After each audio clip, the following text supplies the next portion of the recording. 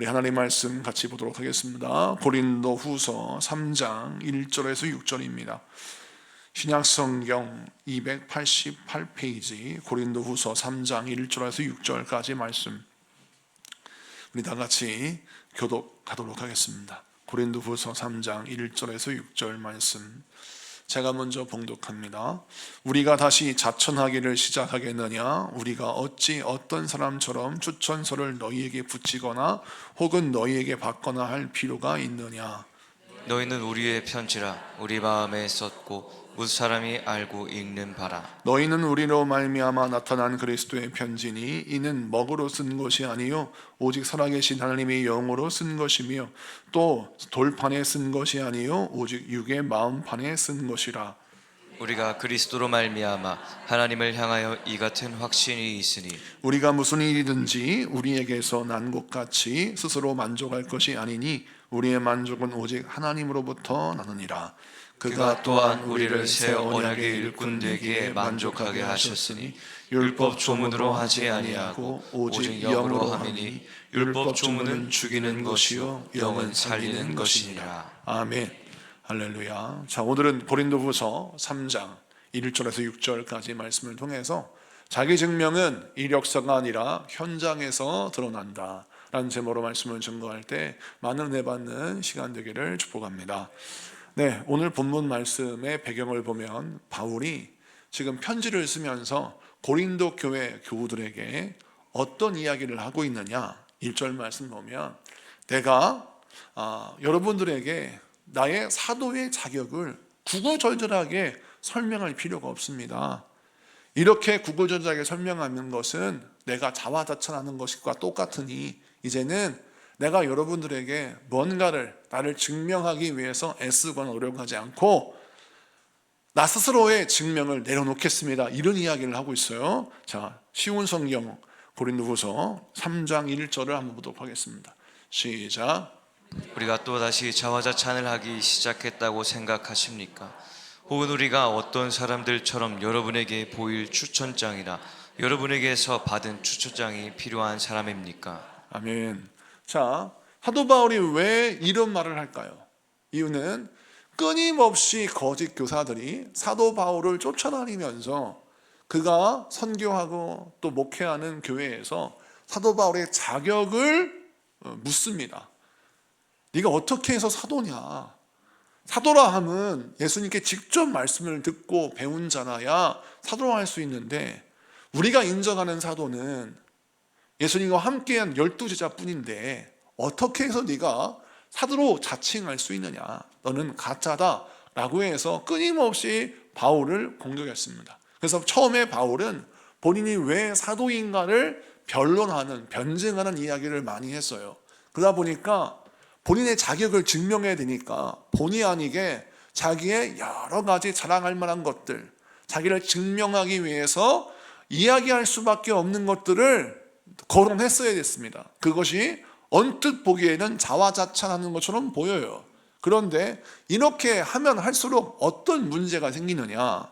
사도 바울은 예수의 복음을 증거하고 교회를 개척하고 주의 나라를 확장시키고 한 영혼이라도 구원하는 일에 애를 써야 되는데 아니 자기 자격을 증명하는 일에 계속 시간을 낭비하고 힘을 낭비하다 보니까 결국 중요한 걸 놓치더라는 거예요. 그래서 사도 바울이 오늘 이 편지에 보면 난 더 이상 이제 나의 증명을 위하여 뭔가 추천서를 내밀거나 뭔가 자격증명서를 내밀지는 않겠다라고 말씀하고 있는 것입니다. 사랑하는 성도 여러분, 오늘날 시대는 자격증을 요구하는 시대입니다. 직장에서나 학교에서나 이 학교에 들어오려면 이 정도의 자격은 갖추어야 돼. 네가 우리 학교에 들어와서 공부할 수 있는 자격이 되는지 한번 너를 증명해봐 라고 하는 그 증명이 시험 성적입니다. 회사도 마찬가지죠.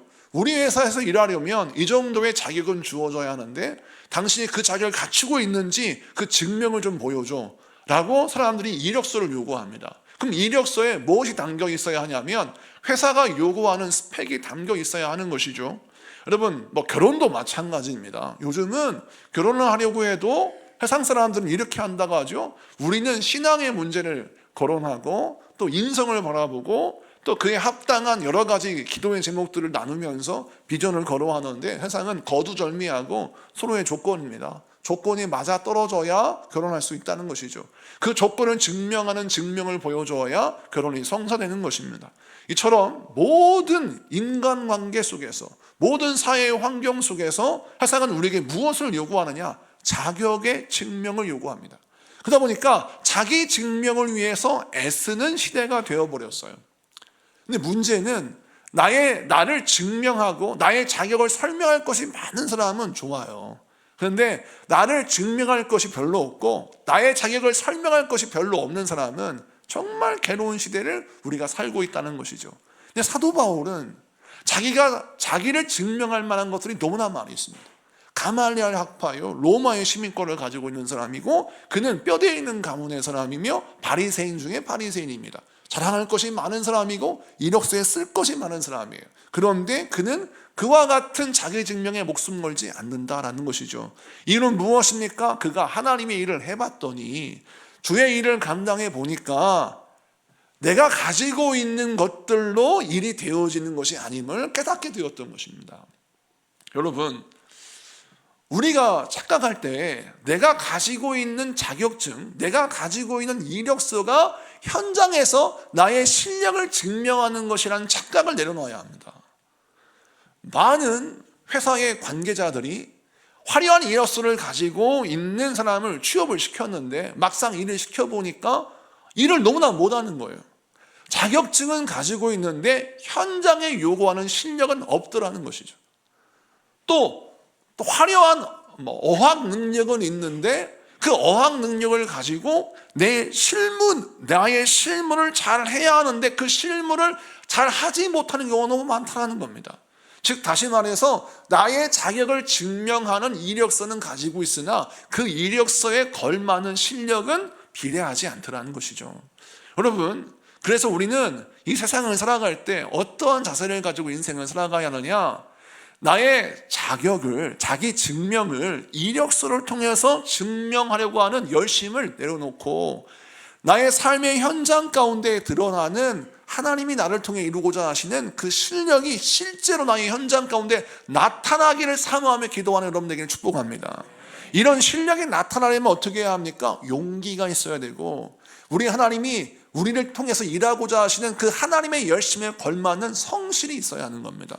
우리 하나님이 나를 구원하시기 위하여 이 땅에 예수 그리스도를 보내시고 십자가에 못 박혀 죽게 하셔서 예수님의 십자가의 보혈로 우리를 살리셨습니다. 자, 그렇다면 우리는 인생을 함부로 살면 안 되는 거예요. 나를 하나님의 자녀 삼아주신 그 하나님의 사랑에 감사한다면 우리가 그 사랑에 걸맞는 열심과 열정이 있어야 하는 것이죠. 바보 온달과 평강공주 이야기 잘 아시지 않습니까? 바보 온달이 평강공주와 결혼을 해서 그의 인생의 장군으로 거듭나지 않습니까? 그때를 가만히 보세요. 결혼만 잘했다고 갑자기 바보 온달이 장군이 됩니까? 이 동화책을 잘 읽어봐야 됩니다. 평강공주가 바보 온달 앉혀놓고 공부 가르쳐요. 개인 교수 가르칩니다. 바보짓하고 있는 남편을 활쏘기 가르치고 칼 연습시키고 과외 붙여서 무술 가르쳐요. 여러분, 이 공주가 온달을 훈련시켰기 때문에 그 공주의 눈높이에 맞는 열정이 있었기 때문에 바보가 장군이 된 것이지, 그냥 결혼만 잘했다고 되는 게 아니라는 거죠. 그럼 바보 온달이 결혼하기 전에는 바보였는데 어떻게 평강공주를 만나서 장군이 되었을까요? 나라의 위기를 구하는 장군?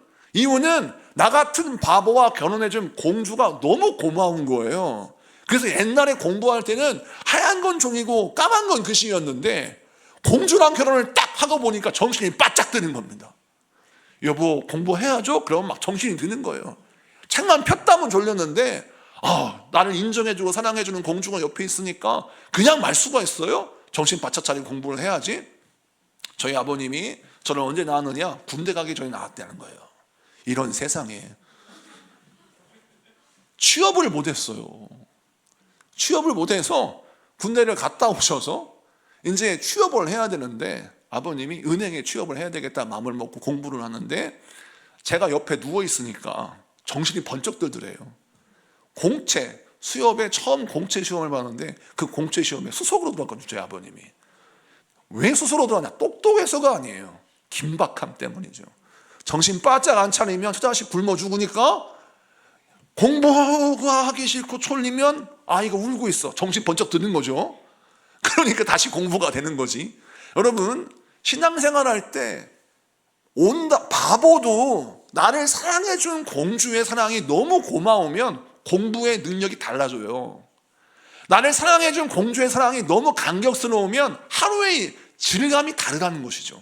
옛날 바보짓 할 때는 매일매일이 그냥 노는 것이었는데 공주랑 결혼한 딱 이후에는 매일매일이 감격스러운 날이니까 하루를 허투루 보낼 수가 없는 것입니다. 그것처럼 하나님의 아들의 사랑을 받았어요. 하나님의 자녀가 되었습니다. 그렇다면 감당할 수 없는 사랑을 내가 간직하고 있다면 하나님을 믿고 하나님이 나에게 뭔가 미션을 맡겨주셨을 때, 직분을 맡겨주셨을 때 이거를 허투루 쓸 수가 없는 거예요. 왜? 내게 주신 사랑이 너무나 고귀하고 감사하고 감당할 수 없는 자에게 감당할 수 없는 사랑을 주셨기 때문에 정신이 번쩍 드는 거죠. 내가 자격이 있어서 이걸 받은 게 아니라 자격이 철저히 없는데 이렇게 믿고 주셨으니까 정신 차리고 뭔가 잘해봐야 되겠다. 이런 마음 안 들겠습니까? 오늘 이 말씀을 기억해야 합니다. 사도 바울이 내가 자격이 있다라고 덤벼들었다면 그는 평생 그 자격을 설명하면서 인생 낭비하고 교회 개척 10개 할 걸 1개밖에 못하고 그의 인생이 시들어갔을 거예요. 그런데 그는 자기 증명을 위해서 시간 낭비하지 않습니다. 왜냐하면 사람이 알아주든 알아주지 않든 그건 중요하지 않아요. 왜 중요하지 않냐면 나를 사랑해 주신 예수님의 사랑이 너무나 크거든요.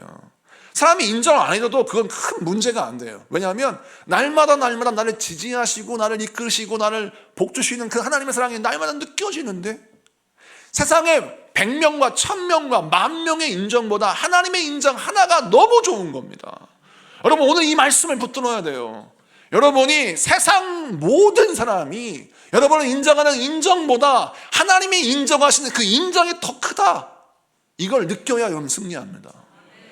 세상 수백 명의 사랑을 한 몸에 받아서 그것 때문에 내가 기쁘다라는 것보다 예수님 한 분의 사랑을 내가 가지고 있다는 것 자체로 내가 기뻐한다면 여러분 그 사람은 성공합니다. 그런데 예수님의 사랑으로 부족해요. 다른 사람의 사랑이 더 필요합니다. 이렇게 되면 여러분 사람의 사랑을 구걸하다가 시간 낭비하고 사람의 인정을 구걸하다가 그는 기회를 놓쳐버리는 것입니다. 오늘 이것을 기억하십시오. 한 분의 사랑, 한 분의 인정만으로도 감격할 수 있는 그런 여러분 믿음의 사람이 되십시오. 바보 온달도 그렇게 살았는데 아니 왜 멀쩡한 사지 육신을 갖고 있는 내가 왜 그렇게 못 사냐고요. 여러분 우리가 만약 하찮은 일에 열심을 품고 있다면 사람들은 우리에게 자격이 있니 없니 너 자격을 좀 증명해봐라 이런 얘기 안 합니다. 만약 우리가 우리의 어떤 수준, 우리의 어떤 자기의 나이, 이 나이와 수준에 걸맞지 않는 아주 세상에 볼 때 하찮은 일을 내가 하고 있다고 한번 해보세요. 동네 길을 지나가면서 개똥이 있으면 그 개똥을 퍼가지고 이거 갖고 어떻게 사업을 해볼까 이런 고민하고 있다는 게 바보같이. 그러면 그런 걸 하고 있고 열심히 품고 있으면 세상 사람들이 그걸 놓고 너 왜 그 개똥을 갖고 사업을 하려고 그러냐 이러면서 자격을 요구하고 이력서 가져라 이런 얘기 절대 안 합니다. 오히려 박수 쳐요. 잘한다. 근데 만약에 세상이 볼 때 우리의 수준보다 걸맞지 않은 높은 수준, 우리의 수준에 걸맞지 않은 직분과 사명과 비전을 갖고 그 일을 한다? 사람이 막 일에 막 거품 물고 나와가지고 자격을 거론하는 거죠. 너 그런 자격이 있어? 라고 말합니다. 이건 뭘 뜻해요? 나는 그 일에 그 비전에 그 사명과 그 비전에 안 맞는다는 거예요. 만약 그거를 내려놓고 하찮은 일을 좀 해보세요. 사람들이 시비거나 한 명도 시비 안 겁니다. 오히려 믿음 좋다고 칭찬할걸요. 여러분 우리가 신앙생활 할 때 이 분별을 잘해야 합니다. 사람들이 나를 인정하는 것 같잖아요. 나에게 시비를 걸지 않고 나를 인정하고 나를 막 칭찬하는 것 같잖아요. 그 내면 속에 세상은 어떤 의도가 담겨 있냐면 네 수준에 딱 맞아, 이런 의도가 담겨 있는 거예요. 너 기도하지 않아도, 너 성경 읽지 않아도, 너 예배 안 드려도, 이렇게 인생을 막 하찮게 게으르고 나태하게 살아도 괜찮아 하는 이유가 뭐냐면 네 수준에 딱 맞는 일이니까, 네 수준에 딱 맞는 삶을 살고 있으니까 그게 너한테 어울려 라고 하니까 자격 운운하지 않아요. 그런데 만약 우리가 막 쓰임받아, 하나님은 우리를 쓰셔, 하나님 따지는 거죠. 자격도 안 되는 게 어떻게 그런 일을 할 수 있어? 라고 말하는 겁니다. 자, 그렇다면 우리는 만약 자격 운운하면서 우리를 공격하는 사람이 있다, 그러면 우리는 어떻게 생각해야 돼요? 아, 내가 바르게 가고 있구나 라고 생각해야 되는 거예요. 그래서 나의 자격을 증명하려고 말싸움하지 말고, 무엇으로 나의 자격을 증명해야 하느냐? 나의 삶의 현장 속에서 하나님의 말씀에 순종하는 순종의 삶으로, 하나님의 뜻을 구현해내는 삶의 열매로 나의 자격을 증명해내야 하는 여러분 되시기를 축복합니다. 여러분, 마우스 파이터가 되어서는 안 돼요. 세상은 끊임없이 여러분들을 어떤 전장으로 이끌어가느냐, 삶으로 증명하고 순종해내는 삶의 현장, 필드로 여러분을 이끌어가는 게 아니라 항상 마우스 파이터, 말로 싸우는 현장으로 여러분을 이끌어갑니다. 감정 싸움에 하루 종일 매달리게 하고 말 싸움에 하루 종일 매달리게 하는 거예요. 여러분, 우리 주변에 만약 감정 싸움으로 시달리게 하는 사람이 있고 말 싸움으로 시달리게 하는 사람이 있으면 하루빨리 등 돌려야 돼요. 왜냐하면 거기에 시간 낭비하면 여러분이 감당해야 할 사명 감당하지 못합니다. 그냥 져줘요. 져주는 게 훨씬 이기는 겁니다. 그래, 나는 부족한 사람이야, 나는 연약한 사람이야, You win, 네가 이겼어, 이렇게 하고 오히려 내가 해야 할, 감당해야 할 일에 하나라도 더 순종하는 게 승리하는 겁니다. 여러분, 하찮은 경기에서 1등 하려고 하지 마세요. 제가 아이를 키울 때 우리 아이들이 아빠랑 달리기 하는 걸 좋아했어요. 그래서 이제 옛날 일성전에 있을 때 저기 CGV 극장에서 예배를 드리고 이제 집에 돌아오는 길이, 집이 근처였으니까 돌아오는 길에 인도가, 긴 인도가 있어요. 거기에 달리기를 하자고 그래요. 어렸을 때 우리 딸들이 그랬어요. 아빠랑 달리기에 내가 아빠 이길 수 있어, 막 그러는 거예요. 그럼 달리기 할 때 달리기 시작하면 하지 않았습니까? 그러면 저는요 져주죠. 딸한테 이겨봤자 무슨 영광을 보겠다고 제가 막 전력 질주합니까? 져줘요. 그런데 이 아이가 막 저를 이겨먹어가지고 막 승리하는데, 너무 티나게 져주면요 자기를 무시했다 생각해. 그러니까 어떻게 져줘야 되냐면 아슬아슬하게 져줘야 돼요. 그러니까 막 달려가다가 넘어지는 흉흉하고, 달려가다가 속도가 늘어지면서 아이가 저를 막 앞지르고 뒤지르고 막 이러다가 극적인 순간에 딱 통과해서 1등하게 경험을 해주는 거예요. 그런데 한 번, 두 번 해주니까 이 아이가 교만해져가지고 하여튼 봤다 하면 달리기 하자는 거예요. 그래서 한 번은 현실을 깨닫게 해주기 위해서 제가 그냥 전력 질주해버려가지고 이겨버렸어요. 그랬더니 막 이 아이가 울면서 이게 말이 되냐는 거예요. 왜 아빠 빨리 다니냐는 거예요. 여태까지 날 속였다는 거예요. 그래서 다시 져주는 삶으로 돌아갔는데, 여러분, 제가 가만히 보니까 딸 아이가 아빠와 달리기에서 이겼다고 하는 그 성취감 속에서는 무엇이 전제되어 있냐면 도저히 이길 수 없는 상대를 이겼다고 하는 성취감을 느끼고 싶은 거예요. 그 아이가 저를 이겼다고 해서 엄청나게 내가 육상 선수가 되어 있다, 이런 착각은 하지 않아요. 우리 딸들도 사리분별이 있는데.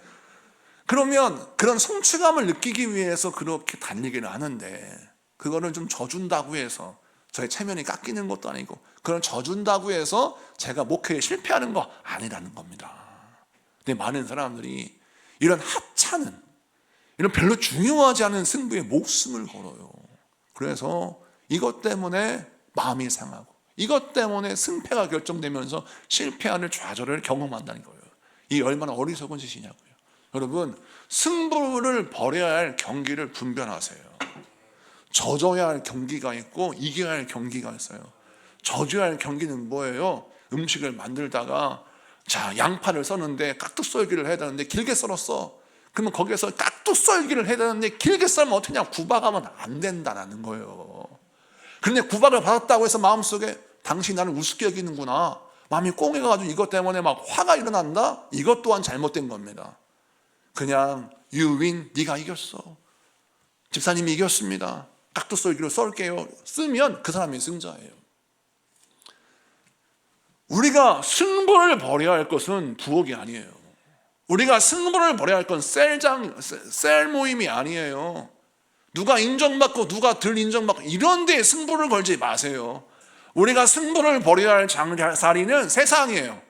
세상에 나가서 죽어가는 영혼들 살리는 데 승부를 벌여야 되고, 내가 기도를 못 해가지고 살려야 할 영혼들이 영적으로 막 죽어가, 이거 놓고 기도하고 금식하고 엎드려 간구하면서 이거 놓고 이겨야죠. 영적 전쟁에서는 막 이길 길이, 영적 전쟁을 미리부터 포기해. 난 못해.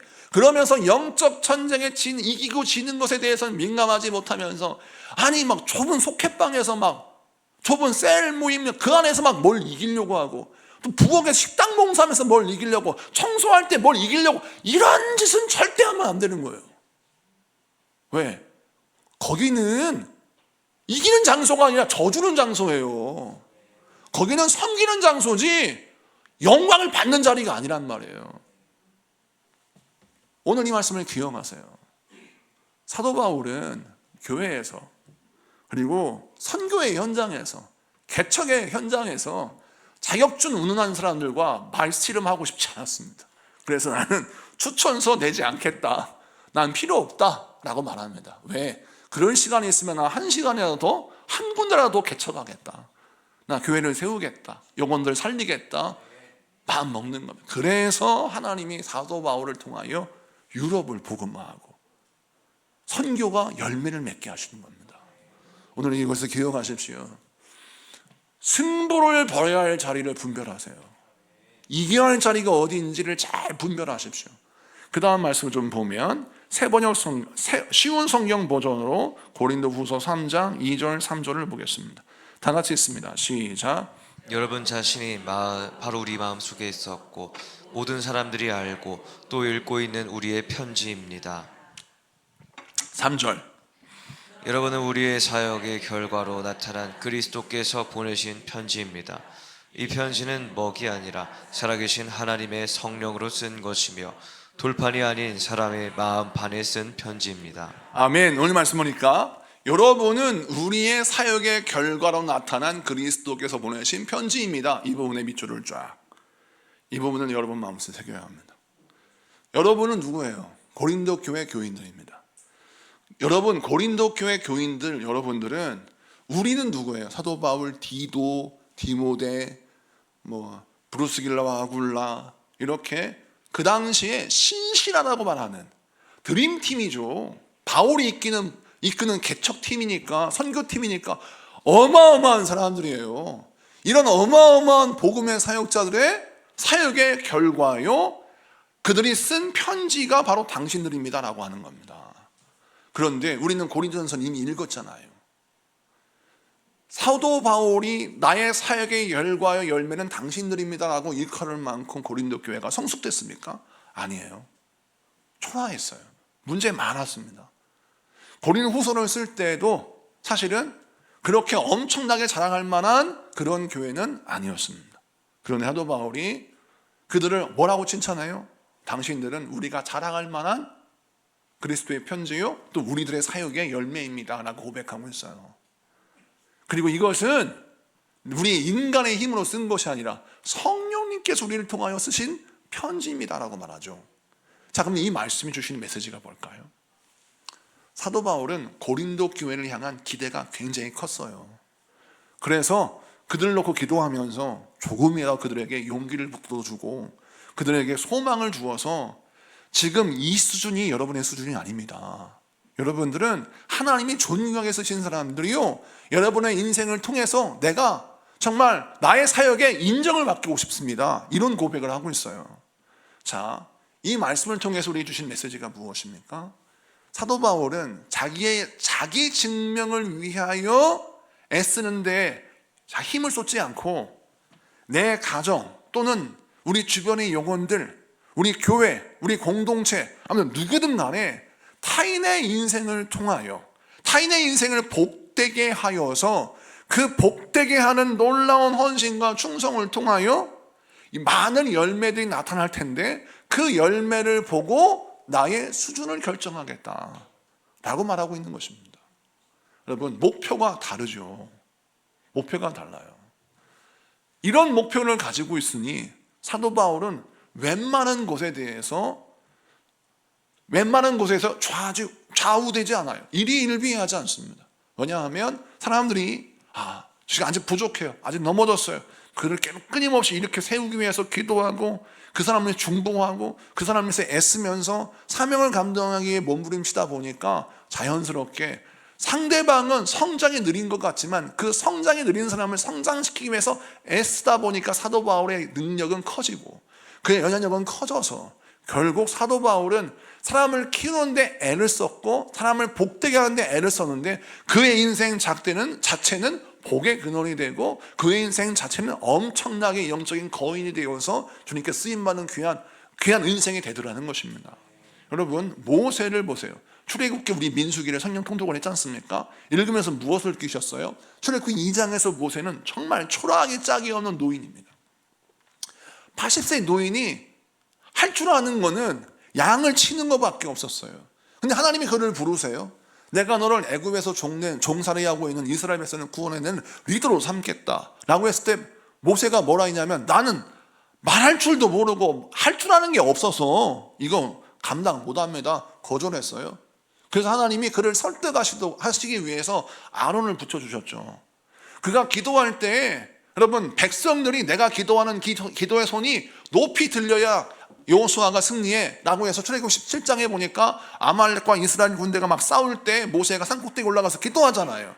그런데 모세의 근력이 약해서 아론과 훌이 옆에서 이 팔을 들어주지 않으면 이걸 하루 종일 기도를 못하는 그런 연약한 사람이에요. 그러니까 출애굽 초반에는 모세의 찌질하고 부족하고 연약하고 그런 모습이 보여요. 그런데 성경을 쭉 읽어가면서 민수기를 가보니까 세상에 하나님이 모세를 얼마나 중요하게 쓰시는지, 모세를 통하여 말씀하시는 모든 말씀이 법이 돼요. 그리고 모세를 통하여 하나님이 역사하시는데 그 역사하심이 너무 놀랍습니다. 모세의 그 인생의 무게가 말이죠, 출애굽기 2장에서와 민수기 31장에서 나오는 그 모세의 무게는 완전 다르다는 것입니다. 그래서 우리가 무엇을 기억해야 되냐면, 하나님이 만들어 가시는구나.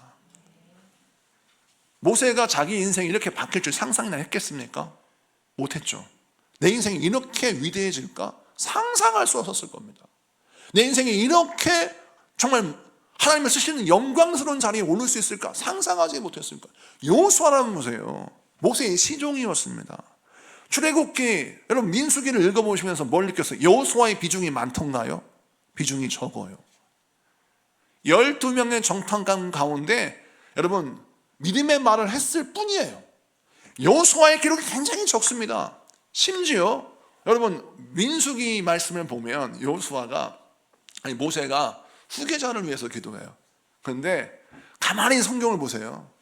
하나님, 제가 이제 하나님이 부르실 때가 왔습니다. 누구를 세워야 합니까? 이 부분을 잘 보세요. 여호수아의 입장에서는 참 서운한 말이에요. 하나님, 여호수아가 평생토록 나를 잘 보좌했는데 여호수아를 내 후계자로 삼아주세요, 이렇게 하는 게 맞잖아요. 근데 민수기 보세요. 누구를 세워야 합니까? 끝이요. 그러니까 하나님이 여호수아를 세워라 라고 말씀하십니다. 여호수아는 비중이 없는 사람이었어요. 여호수아서 1장에 보니까 모세의 시종이라고 말씀합니다. 자, 그런데 여호수아서를 쭉 읽어보세요. 세상의 여호수아는 모세의 뺨을 찔 정도로 엄청나게 비중이 있는 사람으로 쓰임받습니다. 우리 하나님은 만들어 가신 하나님이에요.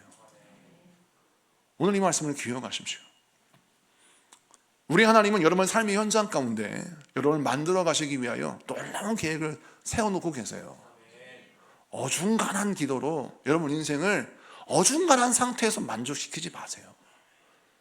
그거 마귀가 제일 좋아하는 겁니다. 여러분 인생을 항상 어중간한 수준으로 딱 설정해 놓았어요. 그리고 어중간한 수준에서 조금 뭔가 좀 나아지려면 마귀가 난데없이 이럽니다. 너 이러다가 병들어. 너 이러다가 쓰러져. 너 이러다가 큰일 난다. 라고 하면서 우리로 하여금 어중간한 수준에서 만족하게 할 우리를 유혹하는 겁니다. 그런데 이거를 돌파하고 뛰어넘잖아요. 그러면 어떤 걸 만나면 하나님이 예비하신 놀라운 새로운 능력을 만나게 돼요. 저희 고향교회 목사님이, 제가 처음에 목사가 된다고 했을 때 저희 고향교회 목사님이 저를 놓고 기도하시면서 솔직히 저한테 말씀하셨어요. 그때 정말 걱정 많이 하셨대요. 말을 더듬지요, 음치지요, 박자도 못 맞추지요, 성가대에서 성가 부르다가 그만두게 할 정도로 못했어요. 장로님 아들이었기 때문에 그냥 그만두게는 못하고 방법을 세워서 지휘하겠답니다. 이유는 뭐냐? 지휘를 하면 노래는 안 불러도 되니까. 그만큼 노래를 못 불렀어요. 그뿐입니까? 온실속의 화초처럼 커가지고 고생을 모르고 자라서 목회하겠나 하는 걱정을 정말 많이 하셨어요. 그래서 조금만 잘하면 잘한다 잘한다 라고 칭찬해 주셨어요. 온 교회가. 그래서 저는 정말 잘하는 줄 알았어요. 그런데 어느 수준이 딱 되니까 이제 뭔가 좀 성장하고 뭔가 좀 한계를 뛰어넘으려 하는데 모두가 말리는 거예요. 그렇게 하면 큰일 난다고. 병들어 그렇게 하면 안 돼 라고 하는 거예요. 근데 그런 수준에 머물렀으면 정말 우문안의 개거리가 됐을 텐데, 제가 전도사 나가면서 세상에 나가보니까 내가 뛰어넘어야 할 산이 너무나 많다는 것을 깨닫게 됐어요. 금산에서 목회할 때 설교를 해야 되는데 설교를 너무나 못하니까 저희 사모가 원고를 제가 딱 준비를 하면 사모가 앞에 있어요. 한 명을 놓고 설교문을 가지고 153 볼펜 있잖아요. 153 볼펜을 혀에 딱 입에 깨물고 우리 사모 앞에 놓고 설교하기 전에 1시간을 연습을 했어요. 그리고 5명 앞에 설교한 거예요. 주정교회 있을 때. 이거를 4년을 했어요. 왜 이렇게 했느냐? 한 명을 놓고 설교할 수 있어야 100명을 놓고 설교할 수 있는 담대함이 생깁니다. 이 훈련을 왜 했을까요? 적당한 수준에 만족하면 할 필요 없어요. 그런데 적당한 수준에 만족하지 않는 사모를 만났기 때문입니다. 우리 사모가 저를 위해서 기도할 때 우리 남편 목사님은 이 정도 수준이 아닌데 왜 이 정도 수준에 만족하지? 잘한다고 생각하지? 아닌데? 더 노력하면 되는데? 왜 안 하지? 라고 했더니 제가요 1시간만 더 노력하면 죽을 것 같아 막. 그 연습을 하면 너무 부끄러워요. 어떻게 여자가 건방지게 남편한테 설교를 자기 앞에 와서 연습을 하고 그래? 이런 교만한 짝이 없는 사모 같으니라고 이러면서 또 이빨을 물어요. 볼펜을 물고 해. 막 씩씩거리면서 그러다가 막 눈빛이 달라지고 그러면 막 이 교만한 여자가 어디서 눈빛을 똑바로 안 떠? 라고 하면서도 계속 그걸 했어요. 그랬더니 지금 그래도 여러분이 알아듣게 설교할 수 있는 설교자가 됐습니다. 사랑하는 성도 여러분, 만약 적당한 수준에 머물렀다면 오늘 지구촌 소망교회는 없고 오늘 이준희 목사도 없는 겁니다. 4년 동안 입술이 터지고 그렇게 부르트기 연습을 했기 때문에 제 입이 큰 게 그때 커진 거예요. 입술이 두꺼워진 게 그때 두꺼워진 거예요. 말씀 마치고 정리할게요. 적당한 수준에 머물지 마세요. 바보 온달도 장군 되고 싶어서 애썼는데 우린 바보 아니잖아요. 우리 쓰임받을 수 있습니다. 세상이 어중간한 자리를 제시하면서 여기에 만족해, 여기에서 잘 지내, 우리 시비 안 걸을게, 이게 죽을 자리예요. 여러분, 여러분의 인생을 그렇게 여러분 고정시키지 마십시오. 다시 일어나세요. 여러분, 이 산만 넘어가면 하나님이 예비하신 놀라운 복이 여러분 위해 예비되어 있습니다. 이것을 기억하시고 오늘 말씀 붙들고 두려워하지 말고 주님 바라보며 승리하는 여러분 되길 축복합니다. 우리 찬양합니다.